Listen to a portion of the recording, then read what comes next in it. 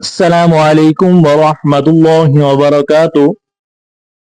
جب دوسرے کو کسی بیماری، مصیبت یا برے حال میں دیکھیں تو یہ دعا پڑھیں۔ رسول اللہ صلی اللہ علیہ وآلہ وسلم نے فرمایا، جو شخص کسی کو مصیبت میں مبتلا دیکھ کر یہ دعا پڑھیے، بسم اللہ الرحمن الرحیم، الحمد للہ الذی عافانی مما ابتلاک به وفضلنی على كثير ممن خلق تفضیلا۔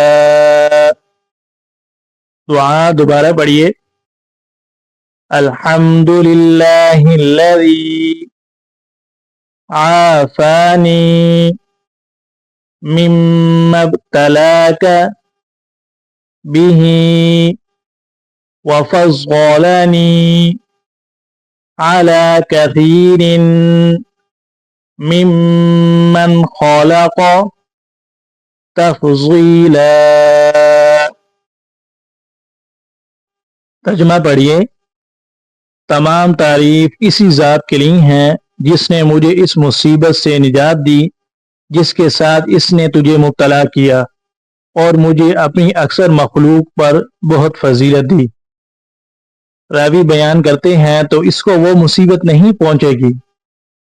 جو شخص کسی کو مصیبت میں مبتلا دیکھ کر یہ دعا پڑھے گا، اللہ جل شانہ اس کو اس مصیبت سے، پریشانی سے دور فرمائیں گے۔ اللہ جل شانہ ہمیں یہ دعا پڑھنے کی توفیق عطا فرمائے۔ جزاک اللہ خیرا۔